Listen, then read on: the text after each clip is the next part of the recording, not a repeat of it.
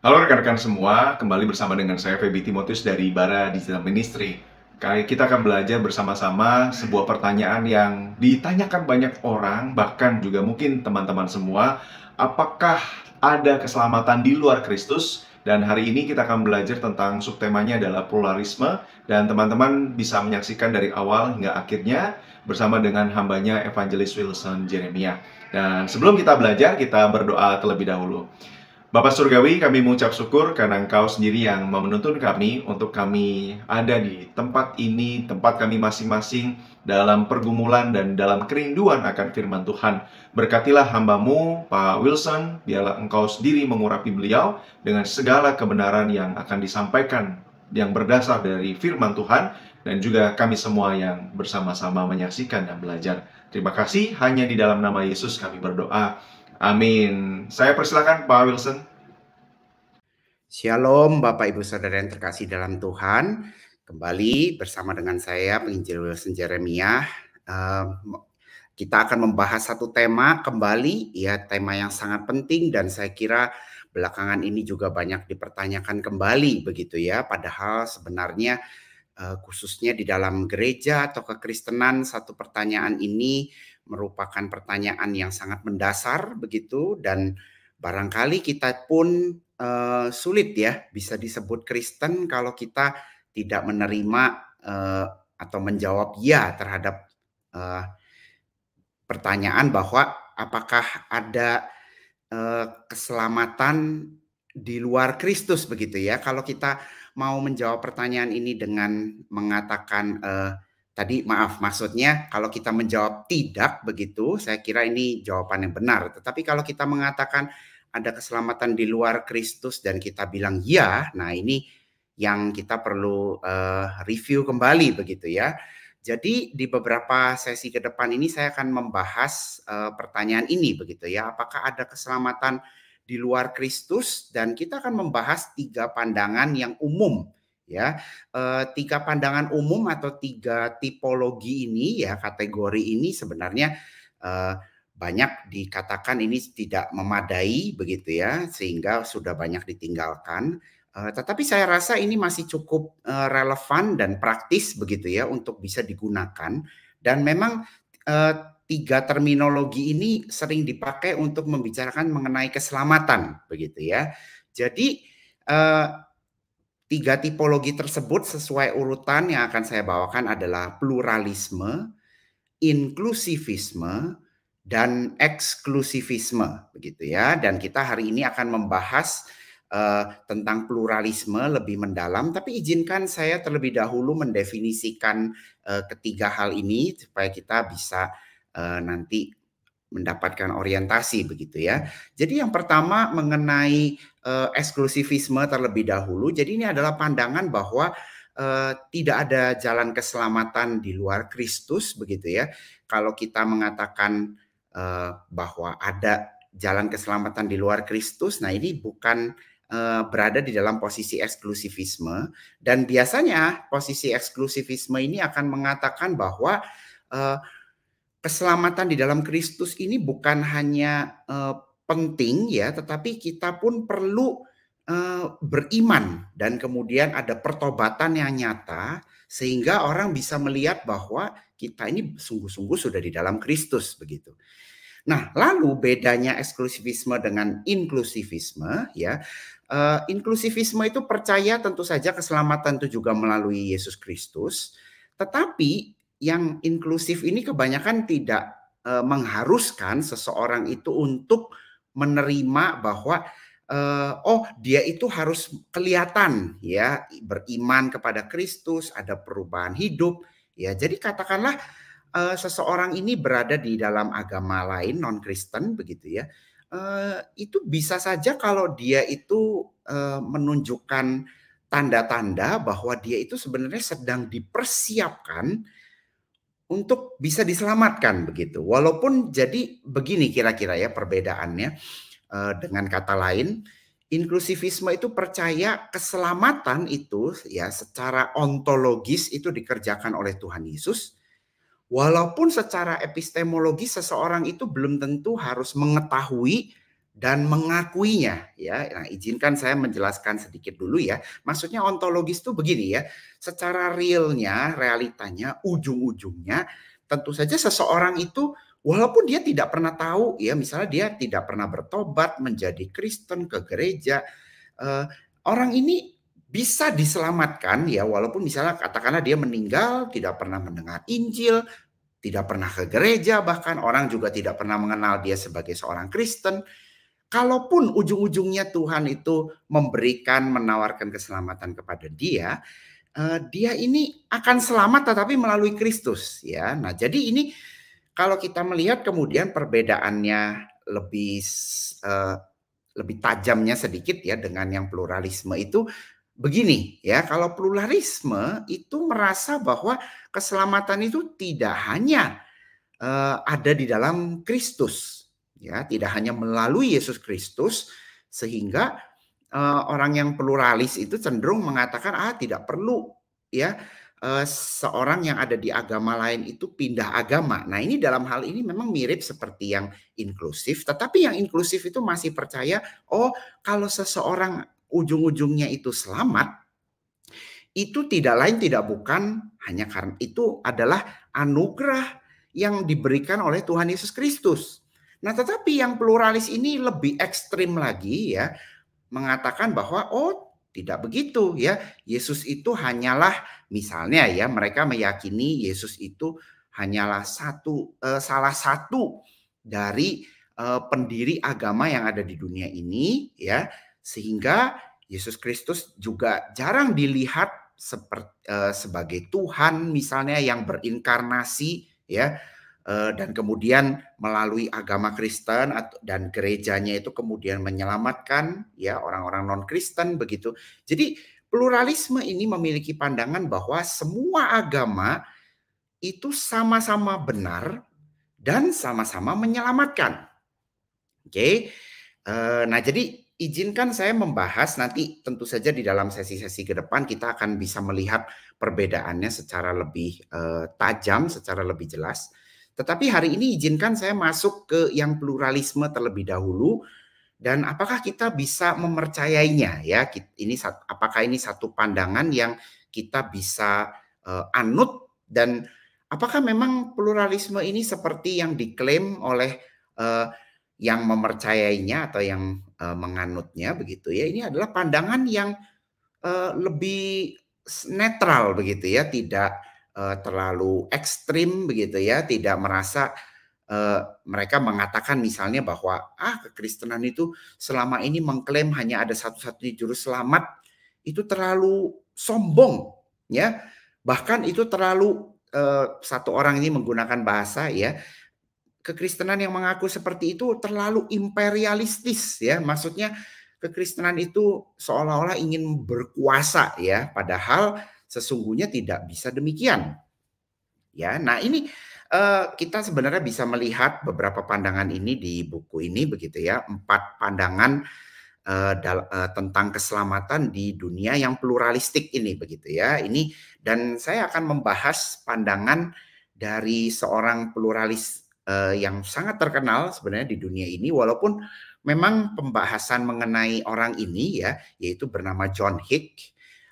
Itu saya kira di dalam dunia akademis dia ini kalau boleh dibilang sudah tua begitu ya. Ini kalau di dalam dunia akademis itu sudah tidak terlalu diperhitungkan lagi sebenarnya. Tetapi menurut saya pandangan Hick ini masih sangat populer ya. Jadi ada banyak orang yang kemudian seringkali masih mengulang ya apa yang diucapkan oleh Hick minimal ya, dan kemudian tetap orang itu kemudian akan memakai argumentasi atau poin-poin yang diucapkan oleh John Hick ini begitu ya. Jadi saya kira ada baiknya kita tetap memahaminya dan kemudian bagaimana kita bisa memberikan tanggapan gitu. Nah, yang pertama saya kira poin daripada yang diucapkan oleh John Hick itu adalah begini ya. Jadi menariknya John Hick itu dulunya adalah orang Kristen yang Injili, bahkan dia mengatakan dia itu sangat getol ya melakukan penginjilan dulunya. Jadi kemudian Hick itu ketika dia pelan-pelan mulai menjadi pluralis ya, itu adalah ketika setelah dia itu menjadi injili sekian lama, ya, tapi kemudian kan dia mengambil doktoral dalam bidang filsafat begitu, dan dia ini sangat pintar ya, sangat pandai. Jadi dia bukan orang sembarangan. Tetapi kemudian yang pertama, dia mengamati bahwa semua agama-agama yang ada di dunia itu memiliki ya kurang lebih moralitas ya atau kebaikan atau dia menyebutkannya buah roh yang sama begitu ya. Jadi kasih, sukacita, damai sejahtera dan sebagainya itu tidak eksklusif ada hanya di dalam agama-agama yang khususnya terkait dengan Kristen ya, yang yaitu misalnya Kristen Protestan, Kristen Katolik atau Kristen tradisi Ortodoks Timur begitu. Jadi Hik mengatakan bahwa, loh, saya ketemu orang-orang Muslim, orang-orang Hindu, Buddha, bahkan orang Sikh ya yang cukup banyak dia temui pada waktu dia ada di Inggris, khususnya di ketika dia berkarir di Universitas Birmingham ya. Dia mengatakan bahwa wah, orang-orang ini kurang lebih sama kok ya. Di dalam setiap agama itu ada dalam tanda kutip orang-orang kudusnya, saints. Dan dia mengatakan bahwa justru saya melihat ada banyak orang-orang Kristen itu yang tidak terlihat berbeda moralitasnya. Jadi dia mengatakan kekristenan seharusnya tidak bisa mengklaim superioritas, ya. Karena kalau kita lihat dari perubahan yang dialami oleh orang-orang Kristen yang mengklaim memiliki kebenaran, ya, dan memiliki jalan keselamatan satu-satunya itu, dia merasa kekristenan sendiri tidak lebih baik dari banyak orang yang lain yang non-Kristen. Jadi John Hick ini mulai meragukan ya apakah betul kekristenan ini bisa disebut satu-satunya agama yang benar misalnya. Ya. Nah dari situ kemudian dia mulai memikirkan, oh jangan-jangan memang begini ya, sesungguhnya tidak ada agama yang bisa mengklaim kebenaran karena memang dia melihat begini. Bapak Ibu Saudara ya, dia melihat bahwa sebenarnya semua agama itu, nah ini poin yang kedua ya, semua agama itu sesungguhnya kemudian dia mengatakan adalah upaya-upaya yang terbatas untuk bisa mencapai ya atau bisa mengalami sesuatu yang real itu ya. Jadi dia mulai mengatakan bahwa sebenarnya kita tidak bisa mengklaim ya mendefinisikan secara lebih mendetil begitu mengenai realitas ultimat ini atau yang dia sebut dengan the real itu ya, yang real atau ya kita biasa menyebut yang real atau ultimate reality sebagai Allah begitu kan. Tetapi John Hick ini mengatakan loh, dari segi moralitas itu kita melihat bahwa sesungguhnya semua agama itu sama kok ya, tujuannya itu mengajarkan kebaikan, di semua agama itu ada kebaikan yang ya kurang lebih sama begitu ya. Bahkan kekristenan pun yang mengklaim diri superior juga tidak, ternyata di sepanjang sejarah menunjukkan tidak bisa memperlihatkan, menampilkan moralitas yang lebih superior sebenarnya ya. Nah jadi dia kemudian dari poin yang pertama dia menyimpulkan, oh sebenarnya semua agama ini adalah upaya-upaya yang sama-sama terbatas untuk mencapai ultimate reality ya, ultimate reality atau realitas ultimat yang tertinggi itu. Ya, jadi dia mengatakan bahwa sebenarnya tidak ada yang lebih superior satu sama lain.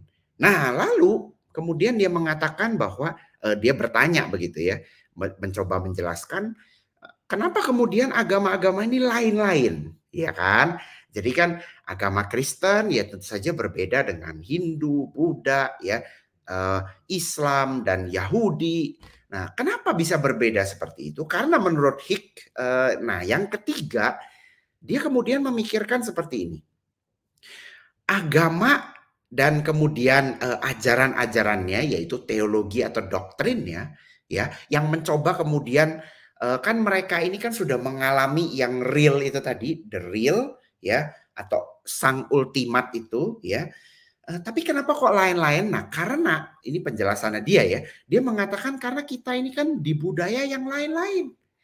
Oh, kalau kita lahirnya di tengah-tengah budaya yang memang Kristen begitu ya. Ya, nah mungkin kita bisa katakan ya di Indonesia ini kan ada ya yang disebut dengan kantong-kantong Kristen begitu. Ya tentu saja kita akan menjadi Kristen. Ya, kita akan mendefinisikan Allah itu dengan grammar atau tata bahasanya orang-orang Kristen ya. Oh, Yesus itu juru selamat misalnya ya.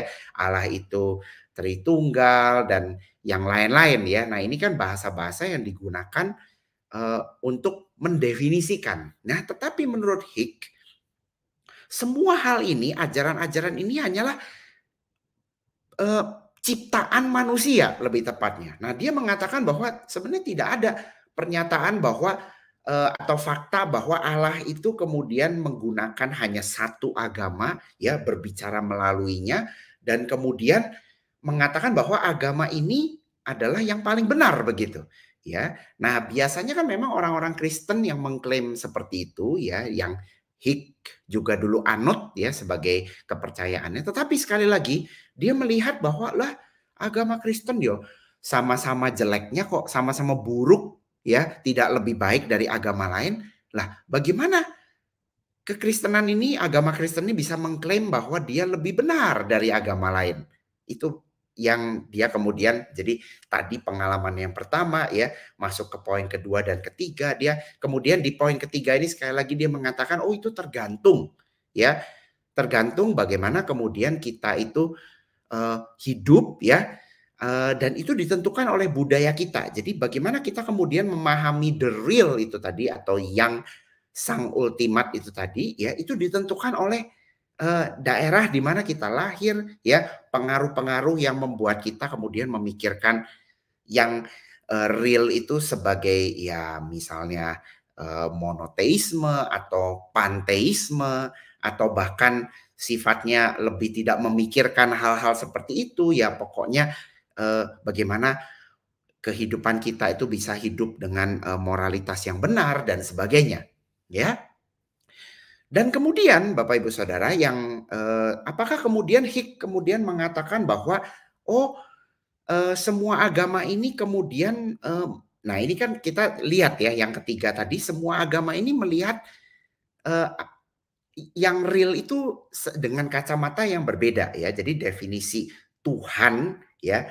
Nah, ini kata Tuhan saja kenapa Hick itu tidak pakai ya untuk menjelaskan realitas tertinggi atau yang ultimat ini? Karena dia merasa kata Tuhan itu sendiri sudah dipengaruhi oleh budaya tertentu.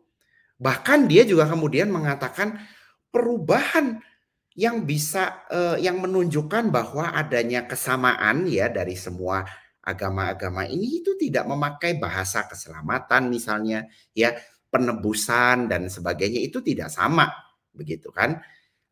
Jadi dia menyadari sebenarnya poin yang terakhir ya, dia menyadari ada banyak perbedaan ya, karena tentu saja manusia hidup di budaya yang berlainan dan pengalaman orang-orang ya akan sang yang real itu tadi ya, yang benar itu, yang ultimat itu kan beda-beda ya.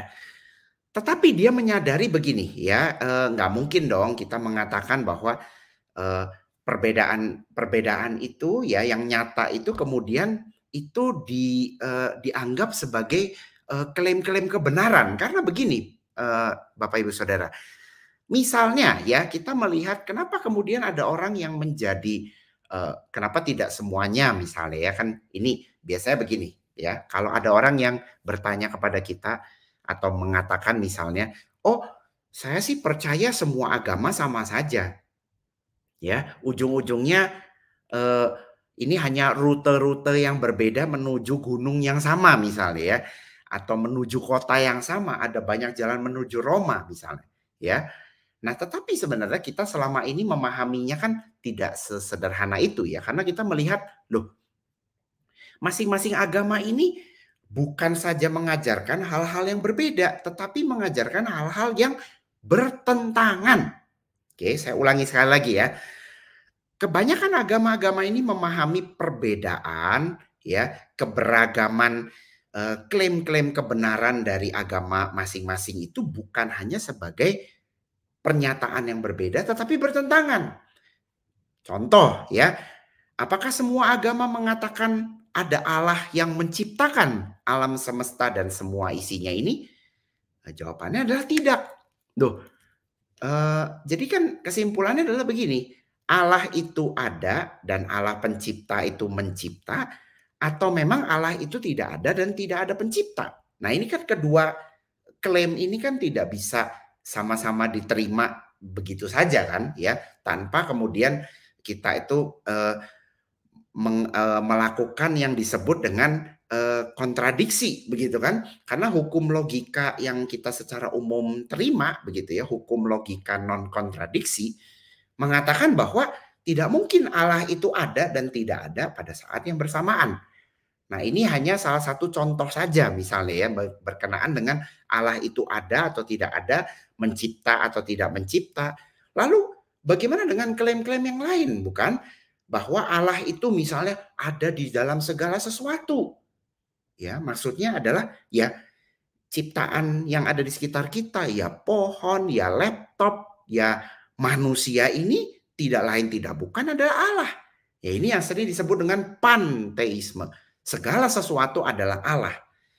Tetapi bagaimana dengan agama-agama kepercayaan tertentu yang mengajarkan, oh enggak, Allah itu berbeda secara radikal dengan ciptaan. Sehingga kalau kita mengkolaps perbedaan antara Allah ya dengan ciptaannya ini loh, ini kan jadi salah begitu kan. Nah saudara, kita membicarakan mengenai perbedaan-perbedaan yang bukan saja berbeda tetapi kontradiktif satu sama lain. Nah John Hick tentu saja sebagai orang yang bukan sembarangan ya dia mengerti ya, karena dia bisa membaca dan dia seorang filsuf yang baik juga. Tentu saja dia kemudian menyadari ya bahwa oke, memang betul ada perbedaan dan ada kontradiksi antara satu klaim dengan klaim yang lain di dalam agama. Nah, tetapi yang terakhir, bagaimana kemudian John Hick ini membereskan masalah ini? Nah, dengan cerdas kemudian dia mengatakan seperti ini kira-kira ya kalau saya ringkas. Jadi ini poin yang keempat ya.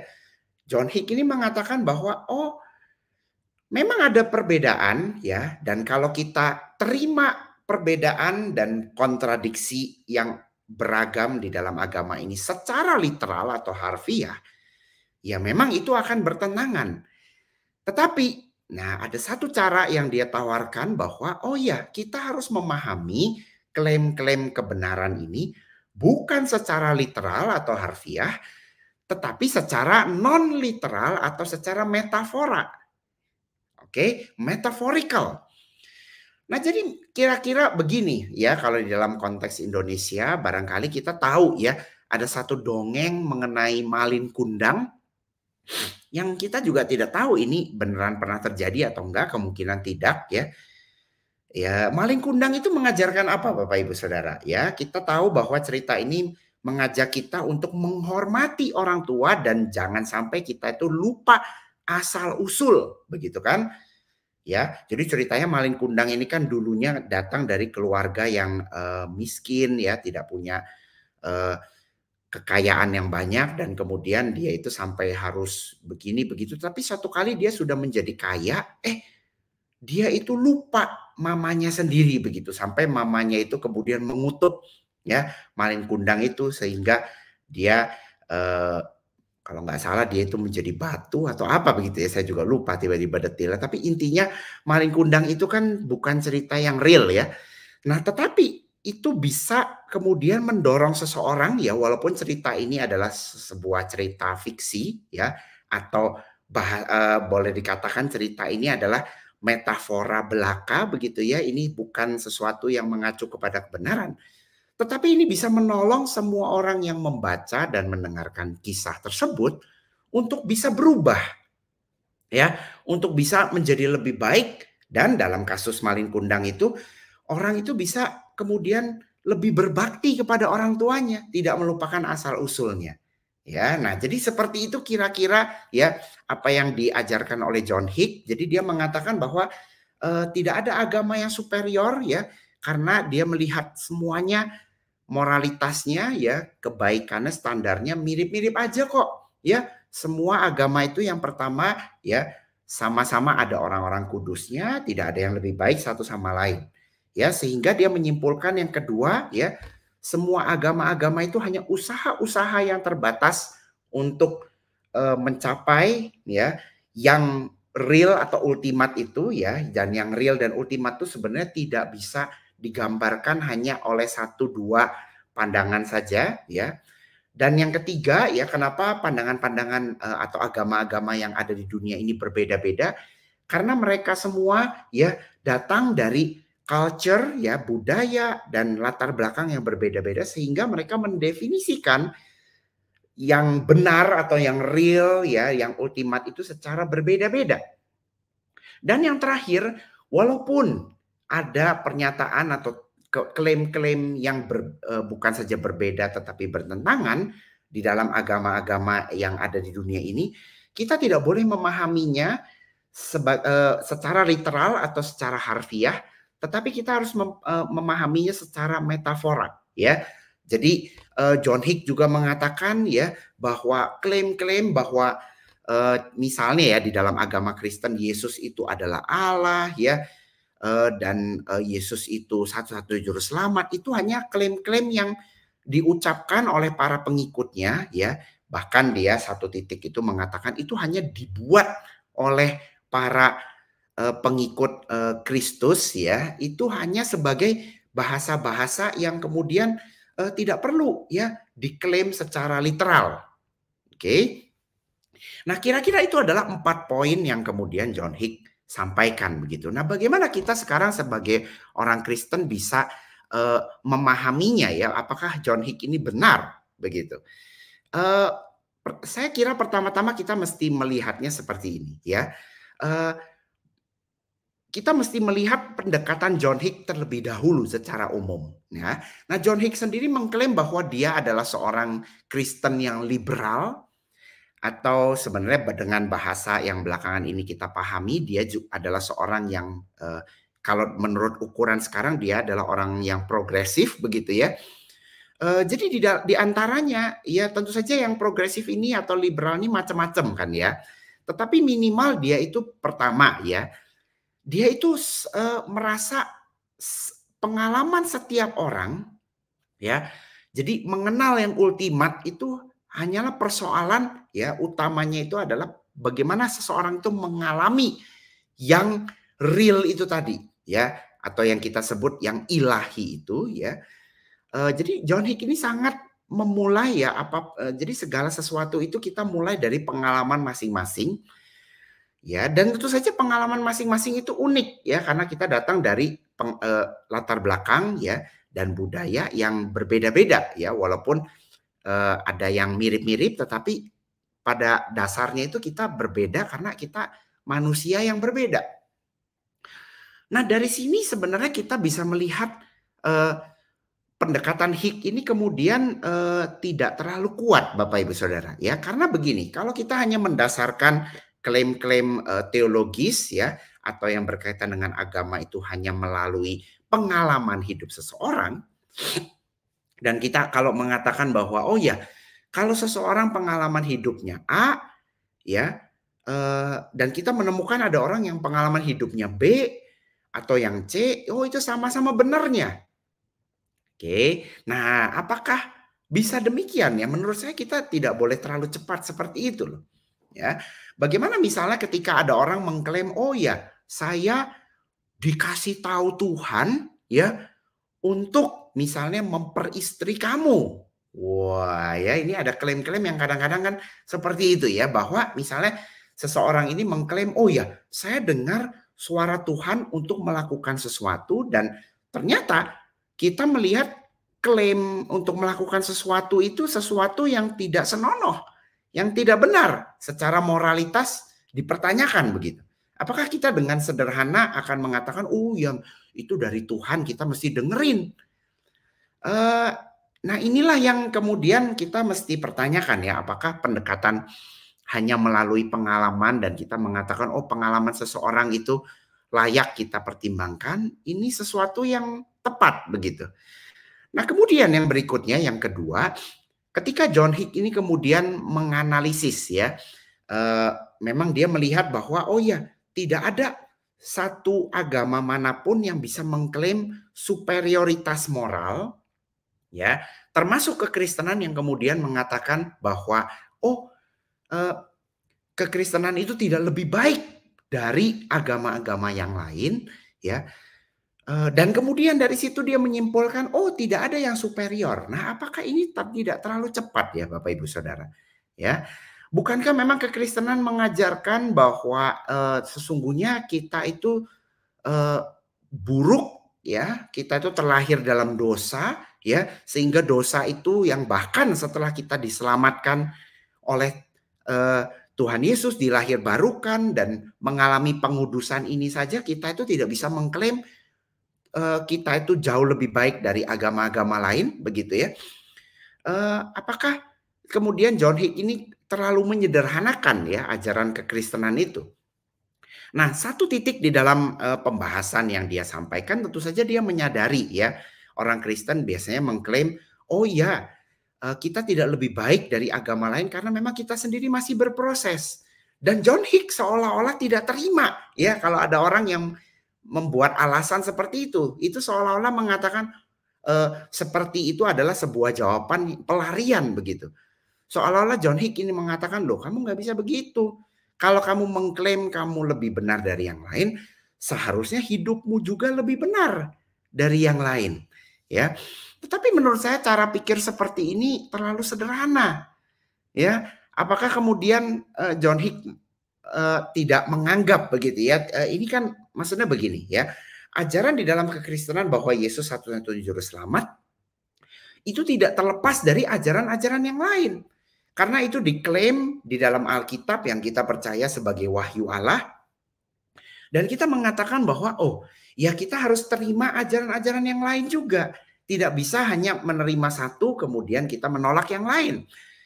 Nah dalam hal ini menurut saya dia termakan ya dengan biasanya cara pandang atau pendekatan dari orang-orang yang liberal yang hanya menekankan setengah-setengah kebenaran sebenarnya.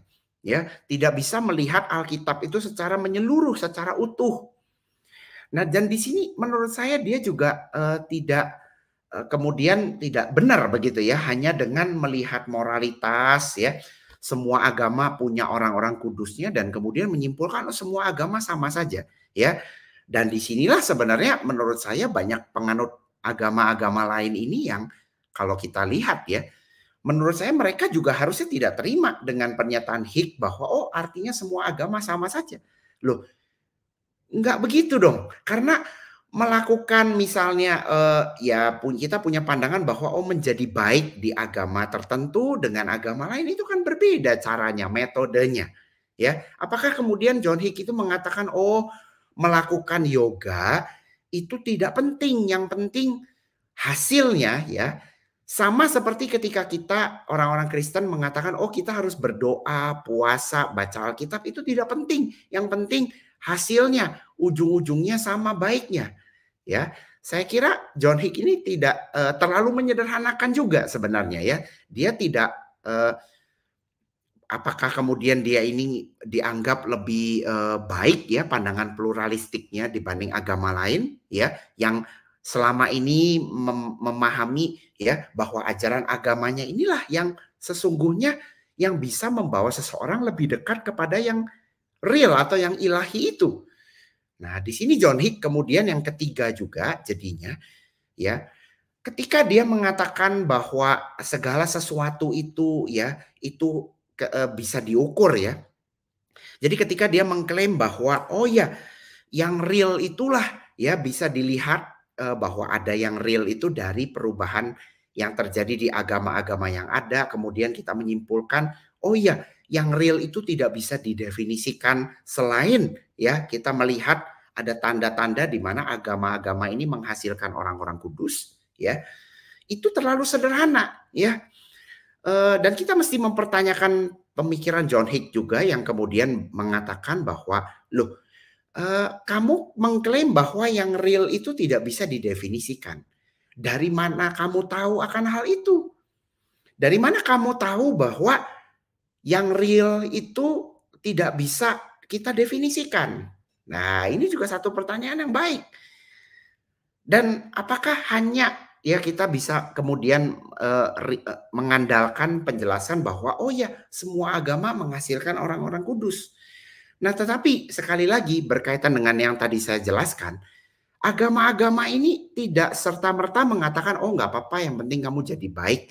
Caranya itu tidak penting. Nah, ini satu hal yang menurut saya juga terlalu disederhanakan oleh John Hick ya. Dan yang terakhir tentu saja ketika John Hick itu mengatakan oh klaim-klaim agamawi yang dibuat ya, klaim-klaim yang ujung-ujungnya bertentangan ini, oh itu harus kita pahami secara metafora ya, non harfiah ya, tidak jadi bahasa lainnya itu non realis ya. Jadi dengan kata lain ini pernyataan-pernyataan ini hanya sifatnya sementara begitu ya, tidak ada. Jadi ketika kita mengatakan oh Allah itu begini begitu ya, itu sesuatu hal yang terbatas yang hanya dibuat oleh manusia saja ya. Sekali lagi pernyataan seperti ini saya kira memang tentu saja ada orang-orang dari agama-agama yang berbeda yang bisa menerima hal ini. Tetapi apakah mayoritas orang-orang yang beragama itu dengan sederhana ya, dengan polosnya akan mengatakan, oh ya memang kami mengklaim Allah itu tidak mencipta. Kalau kamu percaya Allah itu mencipta ya so be it, silahkan terserah kamu. Rasanya nggak begitu ya. Saya teringat begitu ya, ada satu pengalaman dari mentor saya yang mengatakan begitu ya, ketika dia waktu itu berada di salah satu tempat ya yang tentu saja ini berbeda agama dengan dia, dan dia bertanya gitu kepada pimpinan ya atau guru di tempat tersebut ya, dia bertanya begitu, kalau Anda melihat saya sebagai orang Kristen ini ya, sejujur-jujurnya sekarang Anda melihat saya itu masuk neraka atau tidak begitu ya. Dan pemimpin daripada tempat tersebut secara jujur dia mengatakan, ya Pak, ini tidak bermaksud menyinggung loh ya, tetapi ya kalau berdasarkan keyakinan kami ya Bapak ini tidak masuk surga ya. Walaupun Bapak ini Kristen yang percaya surga, ya tentu saja tidak masuk surga seperti yang kami ajarkan begitu. Atau dengan kata lain Anda ini akan masuk menderita di neraka yang mungkin beda penjelasannya dengan yang Anda percayai begitu. Nah, saudara-saudara, saya kira kebanyakan pemuka agama atau pengajar-pengajar di dalam dunia ilmu keagamaan itu ya, mayoritas tuh orang cara berpikirnya seperti pemimpin yang saya ceritakan tadi begitu ya. Jadi mereka tidak serta-merta mengatakan oh ajaran yang kami ajarkan tuh hanya metafora, non literal, yang kamu mau percaya atau enggak silahkan. Sama sekali tidak begitu ya. Jadi mereka tentu saja percaya bahwa kalau kamu tidak percaya apa yang kami percaya ya sorry ya, kamu tidak akan mendapat keselamatan, jalan keluar ya, kamu tidak bisa membereskan masalah yang terjadi di dunia ini, kira-kira begitu ya. Nah, jadi sekali lagi ajaran John Hick ini terlalu menyederhanakan ya, dan ketika dia tadi mengatakan bahwa sesungguhnya apa yang dia percaya ini lebih baik begitu ya dari ajaran-ajaran khususnya kekristenan begitu. Apakah demikian? Ya,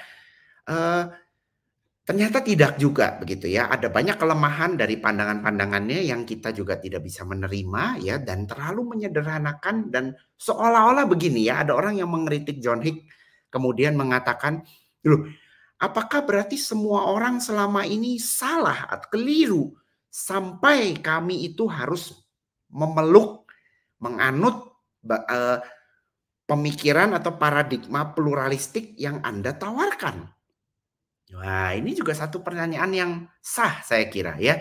Apakah selama ini orang tidak tepat begitu ya, sudah keliru memahami agamanya sampai mereka itu harus menjadi pluralis seperti kamu? Nah, ini ada orang yang mengatakan sebenarnya orang yang pluralis ini sebenarnya tidak kalah eksklusifnya atau partikularnya dengan orang-orang yang mengklaim Yesus itu satu-satunya juru selamat. Karena di dalam pandangan John Hick, ya semua agama yang eksklusif itu atau yang inklusif minimal itu tidak tepat. sampai mereka itu menganut paradigma pluralis yang dia anut. Ya, dengan demikian kita tidak bisa sebenarnya secara mentah-mentah menerima ajaran John Hick ini, ya. Walaupun tentu saja kita bisa merenungkan bahwa apa yang dikeluhkan oleh Hick ini tentu harus menjadi pertanyaan kita, ya, bahwa betul kalau kita memang percaya agama kita ini satu-satunya yang benar, kenapa sekarang apa yang kita lakukan ini seolah-olah sama saja, ya, kita tidak mengeluarkan atau menghasilkan buah-buah yang lebih baik, ya.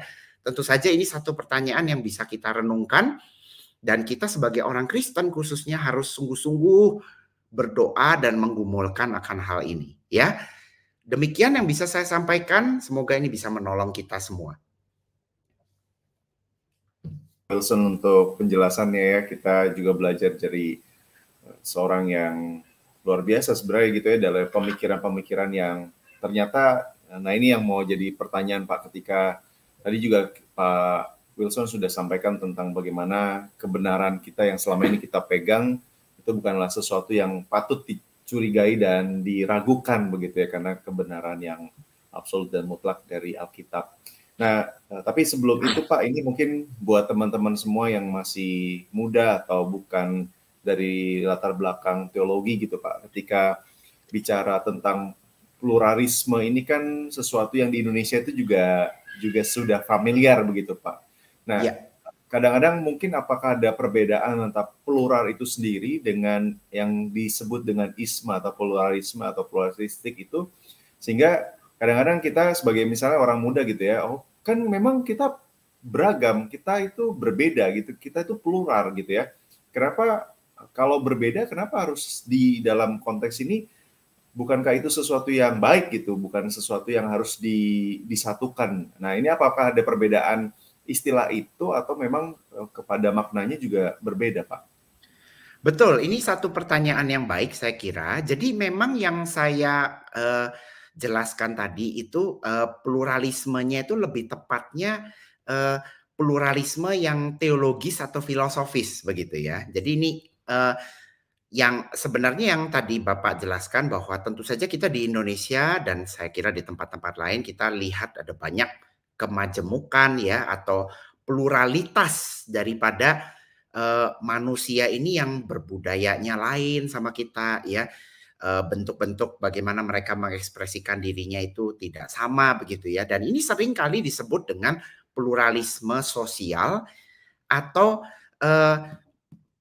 diversitas atau keragaman yang pluralistis begitu, ya. Kadang-kadang macam-macam penyebutannya, tetapi intinya begini, yang saya ingin tekankan adalah kita bukan berarti tidak bisa atau tidak perlu belajar bagaimana kita itu hidup berdampingan dengan orang-orang yang berbeda budaya dan agama ini dengan kita. Tentu saja kita tahu, ya, apalagi orang Kristen, ya, kita diajarkan untuk mengasihi, ya, bahkan musuh kita dikatakan, ya, dan ini mengharuskan kita sebenarnya untuk berupaya sekeras mungkin, ya, untuk menekankan toleransi beragama itu, ya.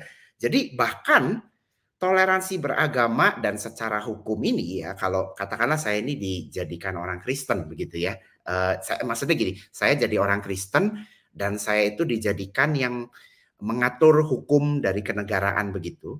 Bahkan kalau kita benar-benar Kristen, sebenarnya kita tidak boleh mengatakan misalnya begini, oh itu yang Mormon atau Saksi Yehova kan ngawur, ya.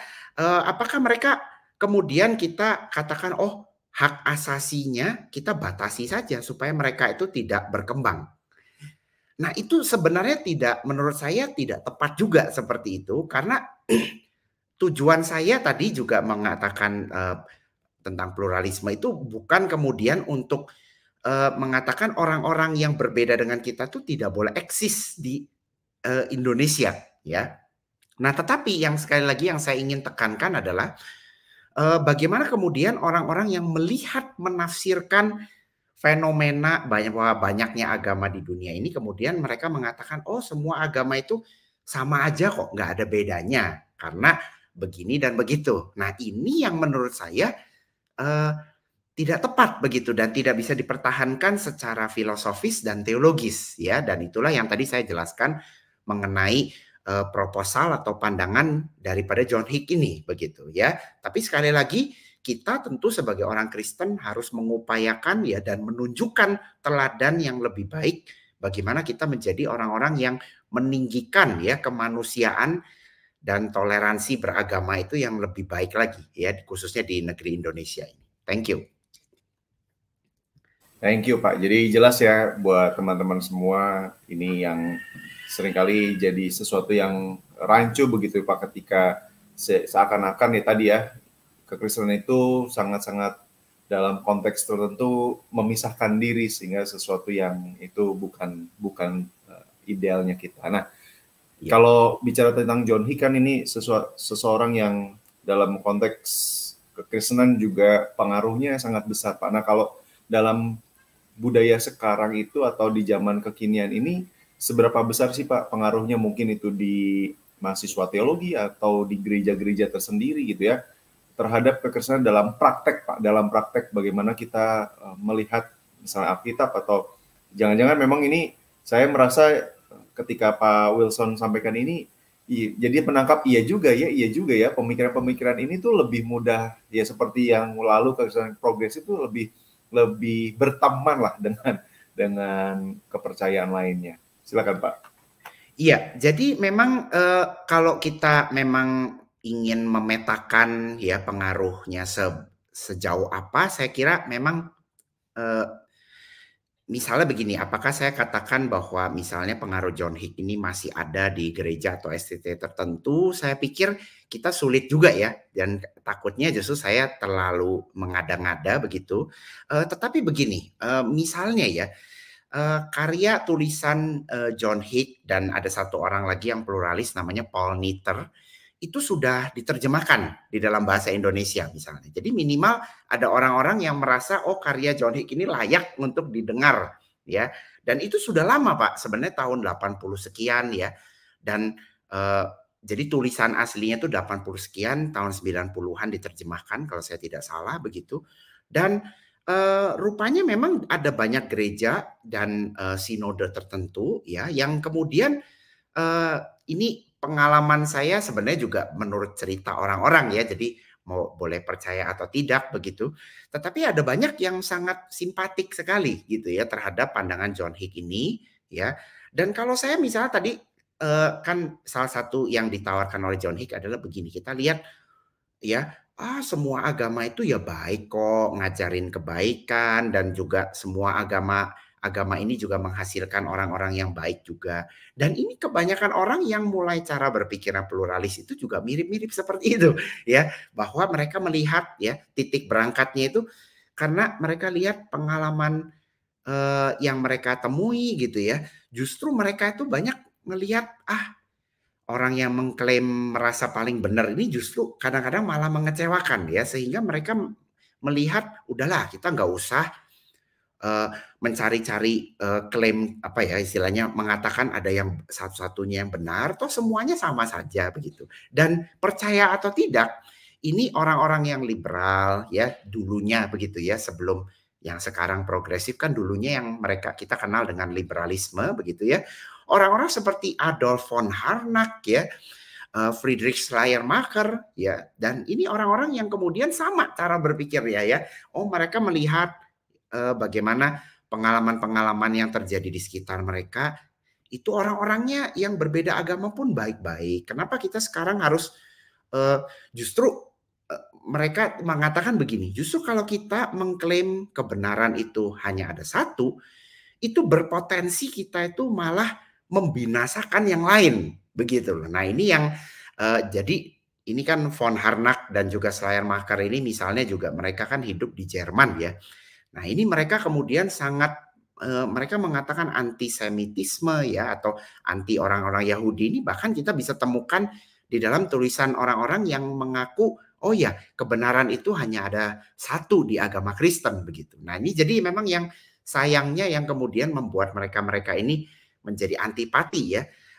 Memang mereka tetap menjadi Kristen ya, von Harnack dan juga Schleiermacher dan yang lainnya, tetapi mereka memang sudah sedikit banyak mencoba, jadi cara-cara berpikirnya seperti itu, dan ini yang menurut saya kita harus kritis ya, jangan sampai kita memang moralitas itu satu hal yang powerful ya, yang membuat kadang-kadang kita menjadi simpatik ya, bisa sangat bisa boleh dikatakan kita menjadi terbeli ya oleh ide-ide yang kemudian mereka lanjutkan ya, mengenai bahwa oh memang firman Tuhan itu nggak ada yang bisa mengklaim ya Alkitab itu cuman buatan manusia, tulisan manusia, dengan demikian teologi itu juga hanya manusia yang membuatnya ya, sehingga tidak ada yang lebih superior satu sama lain ya. Jadi seringkali memang titik mulanya di situ ya, dan saya kira pengaruh-pengaruh ini yang kadang-kadang tidak disadari begitu ya. Maka itu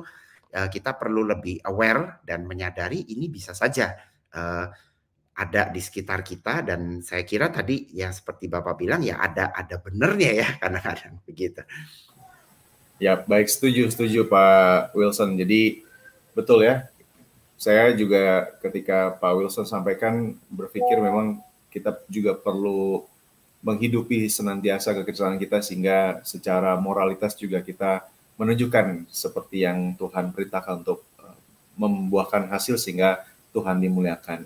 Baik Pak Wilson, terima kasih sekali untuk pengajaran yang luar biasa. Ini baru part pertama rekan-rekan, nanti akan ada part kedua dan selanjutnya dari apa yang akan disampaikan Pak Wilson. Jadi terus kalau ada komentar silahkan mengirimkannya, bahkan mungkin ada pertanyaan mengirimkannya di kolom komentar. Baik Pak Wilson, untuk waktu ini kita akan sudahi. Namun sebelumnya mungkin kalau ada closing statement dari Pak Wilson saya persilahkan, dan sekaligus menolong kita menutup dalam doa Pak. Ya, jadi yang perlu kita sadari begitu ya, memang ada banyak keragaman kemajemukan yang ada di sekitar kita, dan itu tidak terhindarkan lagi ya. Dan saya tidak ingin sampai pengajaran saya ini juga berujung pada oh ya kalau memang pluralisme ini salah begitu ya, itu berarti bahwa kita tidak perlu berdampingan, hidup berdampingan dan meninggikan kerukunan umat beragama. Justru itu yang saya ingin katakan ya, justru kita kurang saat ini ya untuk melakukannya ya. Dengan kita mengatakan pluralisme teologis itu keliru ya, bukan kemudian kita mengatakan pluralisme sosial itu tidak perlu kita upayakan ya. Jadi saya kira itu poin yang penting.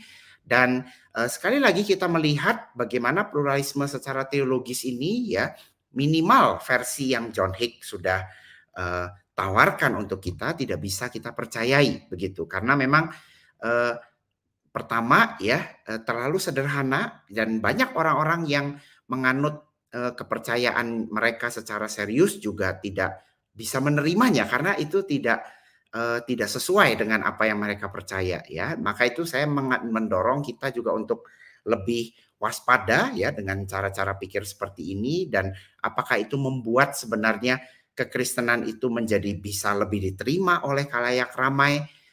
Belum tentu begitu ya. Dan inilah yang menjadi ciri khas dari kekristenan yang hanya mengajarkan kekristenan itu secara setengah-setengah ya. Harapannya kita tidak seperti itu, dan mari kita meminta anugerah dan belas kasihan Tuhan supaya kita juga bisa semakin mengerti dan hidup sesuai dengan apa yang Yesus Kristus sudah teladankan.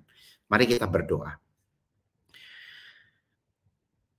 Kami mengucap syukur ya Tuhan kalau Tuhan terus memimpin dan mengajarkan kami untuk bisa lebih baik lagi, khususnya di dalam mengasihi Tuhan dengan segenap akal budi kami.